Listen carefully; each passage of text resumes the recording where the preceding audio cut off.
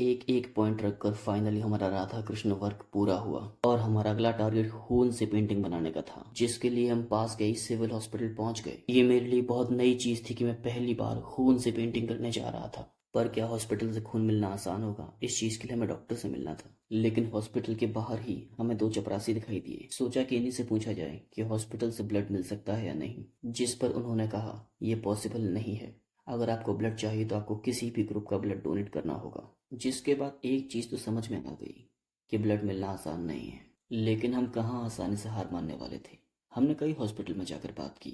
हमने राम बाबू गोयल हॉस्पिटल में जाकर बात की, और जब वहां से भी बात नहीं बनी तो हम NIMS हॉस्पिटल गए, जय माँ पीताम्बरा हॉस्पिटल गए, जहां तक कि रतन ज्योति अपोलो हॉस्पिटल भी गए। लेकिन कहीं से भी ब्लड मिलना पॉसिबल हुआ ही नहीं। इस सब के बाद मुझे ऐसा लगने लगा कि क्या मैं कभी भी अपने नए आइडिया पर काम नहीं कर पाऊंगा। जब राधा कृष्णा पेंटिंग पूरा हुआ भी नहीं था, उसके भी कई महीनों पहले से मेरे दिमाग में ब्लड पेंटिंग का आइडिया आ चुका था।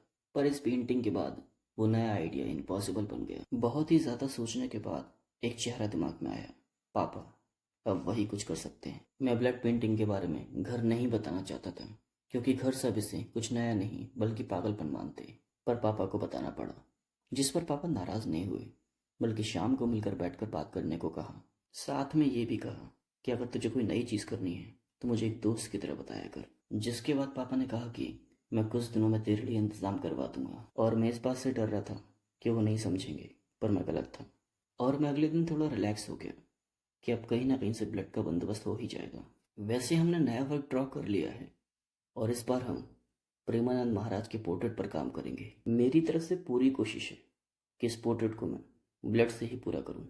बस ब्लड मिलने की देरी है, और हमारा अगला आर्ट वर्क भी बहुत जल्द स्टार्ट होगा।